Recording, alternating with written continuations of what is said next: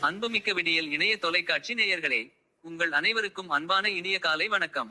இன்று 2025ஆம் ஆண்டு மே மாதம் 17ஆம் தேதி சனிக்கிழமை. இன்றைய நமது விடியல் இனிய தொலைக்காட்சியில் முதலில் வரும் நிகழ்ச்சி இன்றைய பாடல். இன்றைய பாடல் விடியல் குகனின் பழைய பள்ளிக்கூடம் என்ற பாடல். பசுமை நிறைந்த நினைவுகளாய் வாழும் பழைய பள்ளிக்கூடத்தை பார்க்க போவோம், வாருங்கள். பள்ளிக்கூடம், பழைய பள்ளிக்கூடம், சொல்லித் தந்தது வாழ்க்கை பாடம். பசுமையாய் பதிந்து விட்டது, பாசம் நேசம் சொல்லித் தந்தது. பாசமல்லியாய் மனம் வீசுகின்றது, வசந்த கால நினைவே ஆனது. பள்ளிக்கூடம், பழைய பள்ளிக்கூடம், சொல்லித் தந்தது வாழ்க்கை பாடம். பசுமையாய் பதிந்து விட்டது, பாசம் நேசம் சொல்லித் தந்தது. பாசமல்லியாய் மனம் வீசுகின்றது, வசந்த கால நினைவே ஆனது.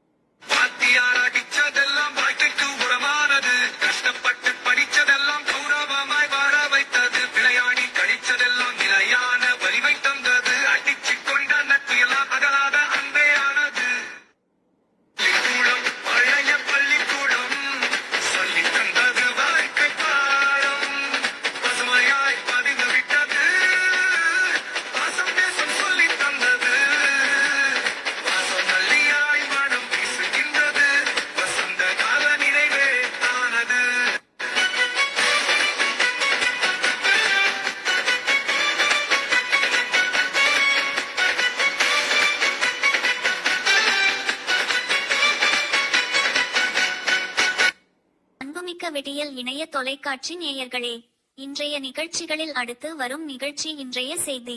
இன்றைய செய்தியை வழங்குபவர் செல்வி சூடாமணி முத்துக்குமார் அவர்கள். இன்று கரையான் புற்று பற்றிய செய்தியை வழங்க வருகிறார். வாருங்கள், கேட்போம். வணக்கம். நம்ம வெளியே சில புத்துகளை பார்த்து பாம்பு புத்து அப்படின்னு சொல்லிட்டு நம்ம அதுக்கு பால் ஊத்திருப்போம். ஆனா உண்மையிலே இது கரையான் புத்து.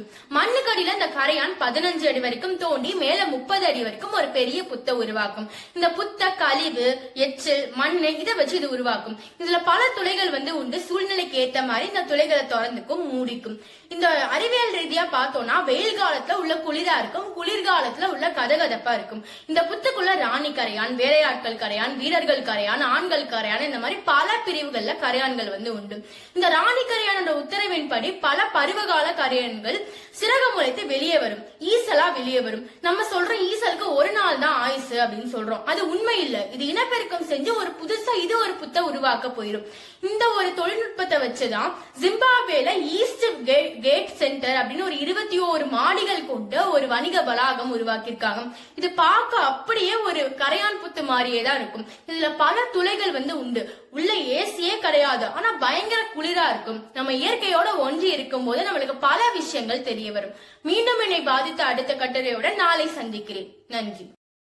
இணைய தொலைக்காட்சி நேயர்களே, இன்றைய நிகழ்ச்சிகளில் அடுத்து வரும் நிகழ்ச்சி இன்றைய சிறுகதை சீனியர்ஸ் ஜூனியர்ஸ். இந்த சிறுகதையின் ஆசிரியர் திரைப்பட இயக்குனர் திரு ராஜா செல்லமுத்து அவர்கள். வாருங்கள், அவரின் சிறுகதையை கேட்போம். திரைப்பட இயக்குனர் திரு ராஜா செல்லமுத்து அவர்களின் சிறுகதை. சிறுகதை தலைப்பு சீனியர்ஸ் ஜூனியர்ஸ். தேர்தலில் வெற்றி பெறுவதற்கு தேர்தல் பற்றிய அறிவுள்ளவரை கூப்பிட்டு வியூகம் வகுத்து வெற்றி பெறுவது எப்படி என்று அரசியல்வாதிகள் செய்வதைப் போல அந்த நிறுவனம் முழுவதும் கணினிமயமாக்கிய பிறகு என்ன செய்யலாம் என்று யோசித்தார் முதலாளி. அரசியல் ஆலோசகர் பிரசாந்த் கிஷோர் போல ஸ்ரீ என்பவர் அலுவலகத்திற்கு வந்தார். அந்த நிறுவனத்தில் நிறைய சீனியர் ஊழியர்கள் பணியில் இருந்தார்கள். ஆனால் தற்போதைய கணினி அறிவு அவர்களுக்கு இல்லாமல் இருந்தது. அனுபவத்திலும் அறிவிலும் முதிர்ச்சி பெற்றவர்கள் தான் தற்போதைய தொழில் நுட்பத்திற்கு அவர்களால் ஈடு கொடுக்க முடியவில்லை. இதையெல்லாம் பார்த்த ஸ்ரீ நிறுவன முதலாளிக்கு ஒரு ஆலோசனையை கூறினார். சார், நம்ம நிறுவனத்தில இளைஞர்களை சேர்த்து வேலை செஞ்சோம்னா நம்ம நிறுவனம் இன்னும் சிறப்பா இருக்கும் என்று ஸ்ரீ சொன்னார். எப்படி என்று முதலாளி கேட்க, சார், நான் சொல்றது உங்களுக்கு கஷ்டமா இருக்கலாம். ஆனா இத செஞ்சா நம்ம நிறுவனம் முன்னுக்கு வரும். என்ன பண்ணணும் சொல்லுங்க ஸ்ரீ. நம்ம நிறுவனத்தில இருக்கிற சீனியர் ஆட்களை வேலையை விட்டு நீக்கிட்டு இளைஞர்களை சேர்த்தம்னா நல்லதுன்னு நினைக்கிறேன். இன்னைக்கு இருக்கக்கூடிய இளைஞர்களுக்கு கம்ப்யூட்டர் அறிவிருக்கு, ஆனா சீனியர்களுக்கு நிறைய அறிவு இருக்கு. கம்ப்யூட்டர் அறிவில்லை. இன்னைக்கு கைபேசி கம்ப்யூட்டர்ல இருந்து தான் உலகம் கரைஞ்சிக்கிட்டு இருக்கு.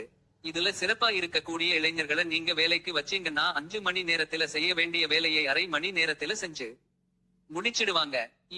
அதை விட சீனியர்களுக்கு மாசம் 1,50,000 சம்பளம் கொடுக்கிறத விட இந்த இளைஞர்களுக்கு வெறும் 10 இருந்து 15,000 ரூபாய் சம்பளம் கொடுத்தா போதுமானது.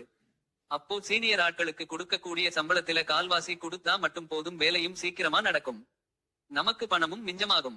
அதனால சீனியர் ஊழியர்களை நீங்க வீட்டுக்கு அனுப்பிவிட்டு இளைஞர்களை வேலைக்கு சேருங்க, உங்களுக்கு பணத்துக்கு பணமும் மிச்சம், வேலையும் சீக்கிரம் நடக்கும் என்று யோசனை சொன்னார் ஸ்ரீ. இதை எல்லாம் கேட்டுக் கொண்டிருந்த நிறுவனத்தின் முதலாளி, நீங்க சொல்றதெல்லாம் சரிதான், ஆனா நிறுவனம் ஆரம்பிச்சதுல இருந்து நிறைய நஷ்டம் கஷ்டங்களை பார்த்தவங்க இந்த சீனியர் ஊழியர்கள். எங்க கூடவே ஒரு குடும்பமா வந்துட்டு இருக்காங்க. அவங்கள அனுப்பிட்டு இந்த இளைஞர்களை சேர்க்கிறதுல எனக்கு விருப்பம் இல்லை என்று முதலாளி சொல்ல, அப்படின்னா நீங்க இன்னும் பின்னுக்கு தான் போவீங்க என்று சாடை மாடையாக சொன்னார் ஸ்ரீ. அப்படி இல்லைங்க, எப்பவுமே ஏத்திவிட்ட ஏணிய கீழே தள்ளி விடக்கூடாது. சீனியர்களுக்கு சம்பளம் கொடுக்கிறது அதிகம் தான், புதுசா வர்ற இளைஞர்களுக்கு நாம சம்பளம் குறைவாக கொடுக்கலாம். ஆனா அவங்களுடைய ஒவ்வொரு வியர்வையிலையும் இந்த நிறுவனம் வளர்ந்திருக்கு. அவங்கள திடீர்னு அனுப்புறதுல எனக்கு உடன்பாடு இல்ல. ஒண்ணு செய்யலாம், சீனியர்களோட அறிவை பயன்படுத்தி ஜூனியர்களை ஜாயின் பண்ண வைக்கலாம். இந்த இளைஞர்கள் கிட்ட இருக்கிற கம்ப்யூட்டர் அறிவை பயன்படுத்தி சீனியர்களாயிட அனுபவத்தையும் அறிவையும் சேர்த்துக்கிட்டோம்னா இந்த நிறுவனம் சரியா வளரும்னு நினைக்கிறேன் என்று சொன்னார் முதலாளி. சரி சார், அது உங்க இஷ்டம். நான் சொல்றது வியாபாரம், நீங்க சொல்றது மனிதநேயம். நான் எப்பவுமே வியாபாரத்தை முன் நிறுத்தித்தான் பேசுவேன், வேலை செய்வேன். மனிதநேயம்ங்கிறது நாம காட்டுற அன்பு பரிவுல இருக்கு, தொழில்ல இருக்க கூடாது. அப்படிங்கிறது தான் என்னுடைய எண்ணம் என்று ஸ்ரீ சொல்ல, உங்களுக்கு வேணும்னா எல்லாம் வியாபாரமா இருக்கலாம், ஆனா எனக்கு மனிதநேயம் கலந்த தொழில் அறிவு தான் எனக்கு பிடிக்கும். அதனால சீனியர்களும் நம்ம நிறுவனத்தில இருப்பாங்க, ஜூனியர்களும் இருப்பாங்க. அறிவுள்ள சீனியர்கள் கிட்ட இருந்து அனுபவத்தையும் அறிவையும் வாங்கி இந்த ஜூனியர்களை நாம பயன்படுத்தினா இந்த நிறுவனத்தை மேலும் முன்னுக்கு கொண்டு வர முடியும் என்று சொல்லிய முதலாளியை கை எடுத்து கும்பிட்டு விட்டு, நான் இந்த நிறுவனத்தில் பணி புரிகிறதா இல்ல சார், நான் கிளம்புறேன் என்று கிளம்பினார் ஸ்ரீ.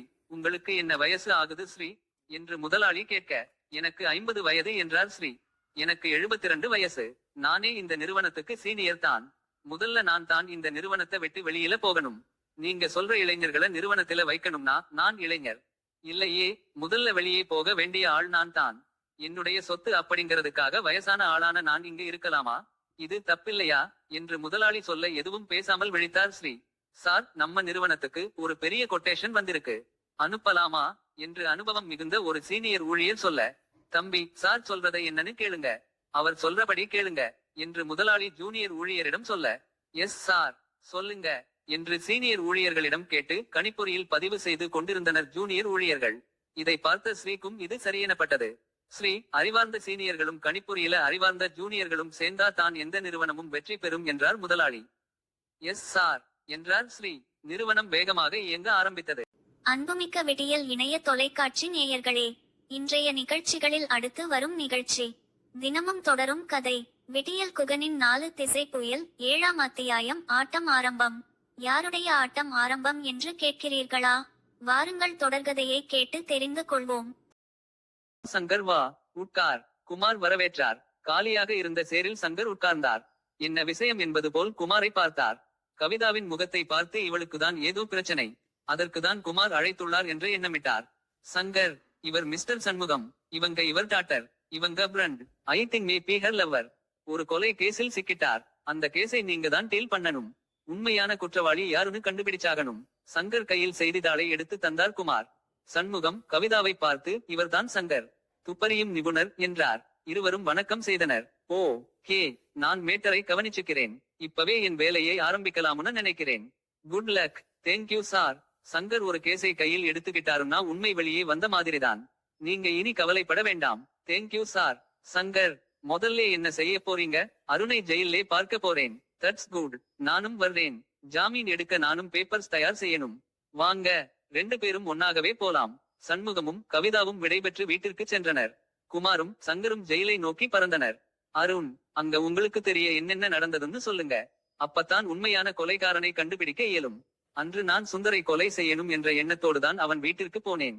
என் தங்கையின் சாவுக்கு அவன்தான் காரணம் என்று தெரிந்த பின்னால் நான் அவன் வரவை எதிர்பார்த்து கொண்டிருந்தேன். அவன் வந்ததை நான் அன்று மாலைதான் தெரிஞ்சிட்டேன். நான் அவன் வீட்டிற்கு 11 மணி சமயத்திலேதான் போனேன். அப்ப நல்ல இருட்டு. நான் அவன் வீட்டிற்கு வெளியே நின்று சன்னல் வழியே நோட்டமிட்டேன். அப்ப உள்ளே சுந்தரும் அவன் மாமனும் ஒருவர் கழுத்தை ஒருவர் பிடிச்சை சண்டை போட்டுக்கிட்டு இருந்தாங்க. அவங்க பேச்சிலே இருந்து சுமதியை அவன் ஆழமா நேசித்ததையும் சந்தர்ப்ப சூழ்நிலைதான் அவள் தற்கொலை செய்து கொண்டது என்று உணர்ந்தேன். அவனை கொல்வதா வேண்டாமா என்று எனக்குள் ஊசலாட்டம் ஏற்பட்டது. எனக்குள் தெளிவா ஒரு முடிவு இல்லாமலே அவன் மாமன் கோபமா வெளியேறிய பின் நான் உள்ளே போனேன். அப்புறம், டேய், என் தங்கையை கொன்ற பாவி, உன்னை இதோ தீர்த்து கட்டறேண்டா. ஐயோ வேண்டாம். கதறியபடி ஈஸ்வரி அருணின் காலை பிடித்து கொண்டாள். அங்கிருந்த சிறுகுழந்தை சுதா வேறு பயந்து அழத் துவங்கினாள். என்னை கொல்லுங்க, என் சுமதி கிட்டையே நானும் போறேன். என்ன கொல்லுங்க, என்ன கொல்லுங்க. சுந்தர் கெஞ்சினான். கொல்ல வேண்டாம்னு கதரும் தாய். கொன்றுவிடு என்று கெஞ்சும் மகன். ஏதோ விபத்து நடந்து விட்டது. சுமதியின் சாவுக்கு இவனை தண்டித்து என்ன பயன்? அருண் வாசலில் இறங்கி இருட்டில் கலந்து விட்டான். அருண், உன் தங்கை தற்கொலை செய்து கொண்டாளா? கொலை செய்யப்பட்டாளா? நீங்க என்ன நினைக்கிறீங்க? தற்கொலைதான். உன் தங்கையை தற்கொலை செய்து கொண்டதற்கு சுந்தரை ஏன் கொல்லணும்னு நினைச்சீங்க? அவன்தான் என் தங்கையை கெடுத்தவன். பலவந்தமா கெடுத்ததா நினைக்கிறீங்களா? பலவந்தமா இல்ல, ஆன காதல் என்ற பேருல அவளையும் உடன்பட வச்சி. காதலிக்கிறது தப்பா? ஒரு வினாடி அதிர்ந்தாலும் சமாளித்து கொண்டான் அருண். இல்ல, ஆனா காதல் என்கின்ற பேருல காமப்பசியை தீர்க்கிறத தப்புன்னு நினைக்கிறேன். காதல் வயப்பட்ட இருவர் தன்னிச்சையா தன்னையும் மீறி அதுல ஈடுபட்டிருக்கலாம் இல்லையா? எல்லை மீறினா தப்புதானே. தப்பை தப்பில்லாம செய்தா தப்பில்லை இல்லையா? நீங்க என்ன சொல்றீங்க? ஐ மீன் தப்பை, கொலையை. எனக்கு புரியல.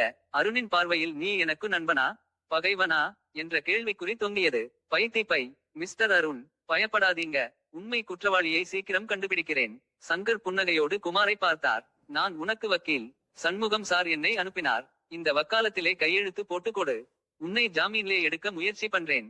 அருண் கையெழுத்து போட்டு தந்தான். இருவரும் புறப்பட்டனர். அருண் சிரத்தை இல்லாமல் திரும்பி சென்று கீழே படுத்தான். அநியாயமாக கொலைப்பழியில் விழுந்து விட்டேனே. என் வாழ்க்கை திசை மாறி போயிடுச்சே. கவிதாவை மணந்து இன்பமாய் வாழலாம் என்று கனவில் மிதந்த நான் இன்று சிறையில் தவிக்கிறேனே. அவன கொல்வேன் என்று பைத்தியக்காரனாய் தெரிந்து செய்யாத குற்றத்திற்கு பழியாயிட்டேனே. நான் என்ன செய்வேன்? எப்படி தப்புவேன்? இதிலிருந்து தப்பிப்பது எப்படி என்று அருணின் சிந்தனை உருண்டது. இன்னும் தொடரும். இன்றைய விடியல் இணைய தொலைக்காட்சி நிகழ்ச்சிகளில் அடுத்து வரும் நிகழ்ச்சி இனி ஒரு விதி செய்வோம் என்று ஒரு புதிய நிகழ்ச்சி. இன்று இந்த நிகழ்ச்சியில் தமிழக தலித் மருத்துவ சங்கத்தின் தலைவர் திரு கே புகழேந்தி அவர்கள் அனுப்பிய கடிதத்தின் விபரங்கள் எடுத்துரைக்கப்படுகின்றன. அவர் இதில் இடஒதுக்கீடு இனி இருக்குமா என கேள்வி எழுப்பியுள்ளார். இடஒதுக்கீட்டை பாதுகாக்க சமுதாயம் விழிப்புணர்வு அடைய வேண்டும் என்று கேட்டுக்கொண்டுள்ளார். இடஒதுக்கீடு இனி இருக்குமா? இடஒதுக்கீடு என்பது சமூகத்தில் பின் தங்கியுள்ள பிரிவினருக்கு கல்வி, வேலைவாய்ப்பு, அரசியல் பதவிகள் போன்ற துறைகளில் இடங்களை ஒதுக்கி அவர்களுக்கு சமமான வாய்ப்புகளை வழங்குவதாகும். இதற்கான முக்கிய நோக்கம் சமூகத்தில் சமத்துவத்தை ஏற்படுத்துவதாகும். இடஒதுக்கீடு சமூகத்தில் பின் தங்கியுள்ள பிரிவினருக்கு பட்டியல் சாதியினர், பழங்குடியினர், பிற்படுத்தப்பட்டோர், மிகவும் பிற்படுத்தப்பட்டோர் கல்வி மற்றும் வேலைவாய்ப்புகளில் இடங்களை ஒதுக்குவதன் மூலம் அவர்களது பின்தங்கிய நிலையை சரி செய்வதற்கான ஒரு வழியாக பார்க்கப்படுகிறது. இடஒதுக்கீட்டின் மூலம் சமூகத்தில் அனைத்து பிரிவினருக்கும் சமமான வாய்ப்புகள் கிடைப்பதை உறுதி செய்ய முடிகிறது. மேலும் இது சமூகத்தில் ஒரு நியாயமான நிலைப்பாட்டை உருவாக்க உதவுகிறது. இந்திய அரசியலமைப்பு சட்டம் சமூக நீதியை அடிப்படையாக கொண்டு பின்தங்கிய மக்களின் முன்னேற்றத்திற்கான வழிகளை ஏற்படுத்துகிறது. அதன்படி இட ஒதுக்கீடுக்கு கீழ்காணும் பிரிவுகள் வழிவகுக்கின்றன.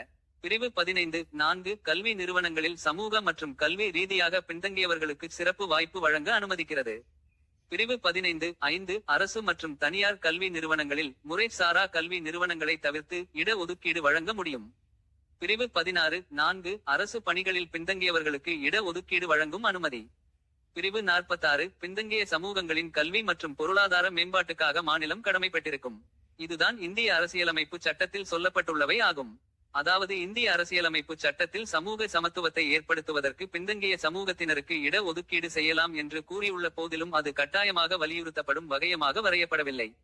அதாவது உரிமையாக வழங்கப்படவில்லை. அரசு வழங்கும் சலுகையாகவே அறிவிக்கப்பட்டுள்ளன.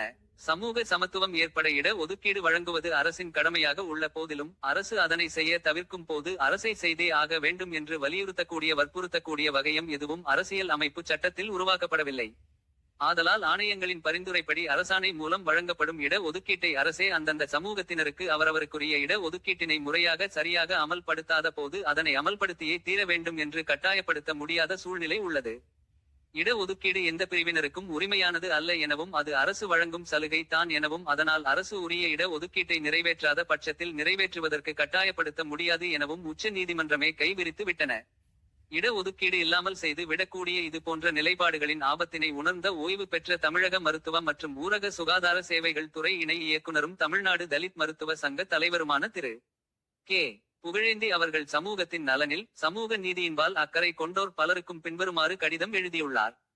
மாண்புமிகு அம்மையீர் ஐஏயீர் பொருள் இந்திய உயர்நீதிமன்றம் வழங்கிய தீர்ப்பு அரசு பணியிலுக்கான இடஒதுக்கீடு ஒரு உரிமையாக இல்லை தொடர்பாக பிப்ரவரி 7, 2020 அன்று இந்திய உயர் நீதிமன்றம் வழங்கிய தீர்ப்பின்படி அரசு பணியிலுக்கான இடஒதுக்கீடு என்பது எந்த குழுவிற்கும் பிற்படுத்தப்பட்டோர் OBC அல்லது முந்தைய மற்றும் பின்தங்கிய வகுப்பினர் ஆகியோருக்கும் உரிமை அல்ல. இந்திய உயர் நீதிமன்றத்தின் 5 நீதிபதிகள் கொண்ட அரசியலமைப்பு அமர்வும் 1968 இல் CA Rajendran vs Union of India வழக்கில் இடஒதுக்கீடு என்பது ஒரு இயலுமை சட்டவிதியாக மட்டுமே இருக்கிறது, உரிமையாக இல்லை என்று விளக்கியது. 2020 இல் ஏற்பட்டுள்ள Mukesh Kumar v State of Uttarakhand என்ற வழக்கு மேற்படி நிலையை மேலும் உறுதிப்படுத்தி உள்ளது. அதில் இட ஒதுக்கீடு என்பது அடிப்படை உரிமையல்ல எனவும் அரசு விரும்பினால் மட்டுமே வழங்கலாம் எனவும் இட ஒதுக்கீடு வழங்க வேண்டும் என்று நீதிமன்றம் கட்டாயம் விதிக்க முடியாது எனவும் கூறியுள்ளது. இந்த நிலையை சரி செய்ய இந்திய அரசியலமைப்பை திருத்தி இடஒதுக்கீடு தொடர்பான அனைத்து சட்டங்களை அரசியலமைப்பின் 9ஆம் அட்டவணையில் சேர்த்துவிட்டு அந்த திருத்தச் சட்டத்தை நிறைவேற்ற வேண்டும் என நாம் தமிழக தலித் மருத்துவர் சங்கம் முயற்சிக்கின்றோம். பல ஆண்டுகளாக அரசு பணியில்களுக்கான இடஒதுக்கீடு அமல்படுத்துவது அரசின் கட்டாய பொறுப்பாக இருந்தாலும் அரசுகள் பல்வேறு காலங்களில் இட ஒதுக்கீட்டு பணியிடங்களை நிரப்பாமல் வைத்ததற்கான பின்னணியில் இதே தீர்ப்பு அடிப்படையில் இடஒதுக்கீட்டை அமல்படுத்த வேண்டாமென தெரிவதற்கான சட்ட அதிகாரம் கிடைத்துவிட்டது. இதன் விளைவாக மத்திய மாநில அரசுகளின் லட்சக்கணக்கான பணியிடங்கள் நிரப்பப்படாமல் உள்ளன.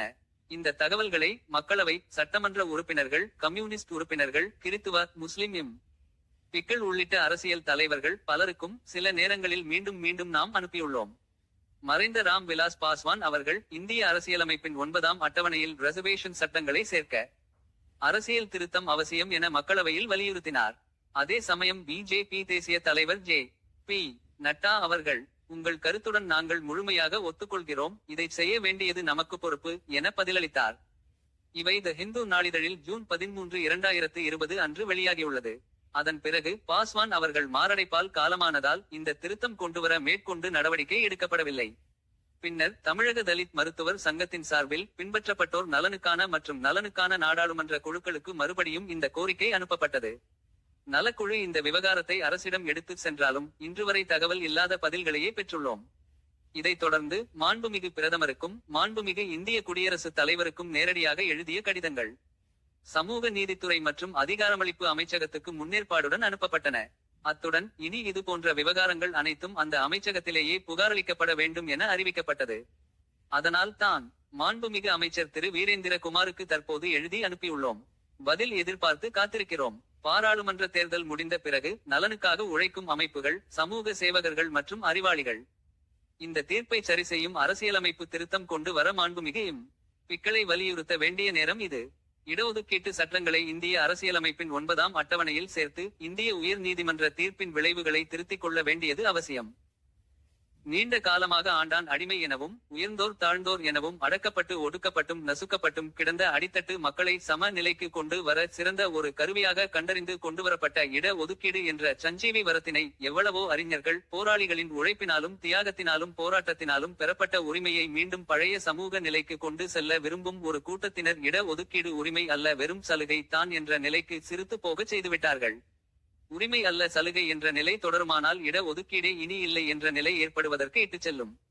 அப்படி ஒரு நிலை ஏற்பட்டால் என்ன விளைவுகள் ஏற்படும்? ஏதோ கொஞ்சம் கொஞ்சம் முன்னேறி வந்த சமுதாயங்கள் மீண்டும் அடிமை நிலைக்கு தள்ளப்படும் நிலை தான் ஏற்படும். இந்த நிலை ஏற்பட வேண்டுமா? தொழிலாளர் நல உரிமைகள் எல்லாம் சிதைந்து போக முதலாளித்துவம் செல்லரித்து கொண்டிருப்பது போல் முன்னேறி செல்லும் சமுதாயத்தை மீண்டும் பழைய நிலைக்கு கொண்டு செல்ல விழையும் சக்திகள் பின்தங்கிய சமூகத்தினர் போராடி பெற்ற உரிமையை செல்லரித்து போகச் செய்து கொண்டு உள்ளார்கள். இந்த நிலை இனியும் தொடர வேண்டுமா? இனியாவது பாதிக்கப்படக்கூடிய சமுதாயங்கள் விழித்துக் கொள்ள வேண்டாமா? பெற்ற உரிமையை காத்து கொள்ள போராட வேண்டாமா? சமூக சமத்துவத்தை அடையும் பாதையில் முழுவதும் அடைத்துக் கொண்டு விழுந்துள்ள இந்த பெரும் பாறையை உடைத்து எரிந்து விட்டு முன்னேறி செல்ல வேண்டாமா? சிந்தியுங்கள், உடனே செயல்படுங்கள். இல்லையெனில் நாட்டிற்கும் வீட்டிற்கும் இது பெரும் கேடாக மாறிவிடும் என்பதை நான் சொல்லி நீங்கள் அறிய வேண்டிய அவசியமில்லை. அது உள்ளங்கை நெல்லிக்கனி. கைப்புண்ணுக்கு கண்ணாடி தேவையில்லை என்பது போல் இந்த நிலை இனியும் தொடர்ந்தால் இனி வரும் காலத்தில் இட ஒதுக்கீடு இருக்காது என்பது வெள்ளிடைமலை. விடியல் இணைய தொலைக்காட்சி நேயர்களே, இன்றைய நிகழ்ச்சிகள் இத்துடன் நிறைவடைகின்றன. இனி அடுத்த நிகழ்ச்சி தொகுப்பில் சந்திப்போம். அதுவரை நேயர்கள் அனைவருக்கும் வாழ்க வளமுடன், வாழிய வையகம் என்று வாழ்த்துக்கள் கூறி நெஞ்சம் நிறைந்த நன்றியை கூறி விடைபெறுபவர்கள் என்றும் அன்புடன் விடியல் கதிர், விடியல் நிலா மற்றும் சாட் GPT விடியல் சுட்டி.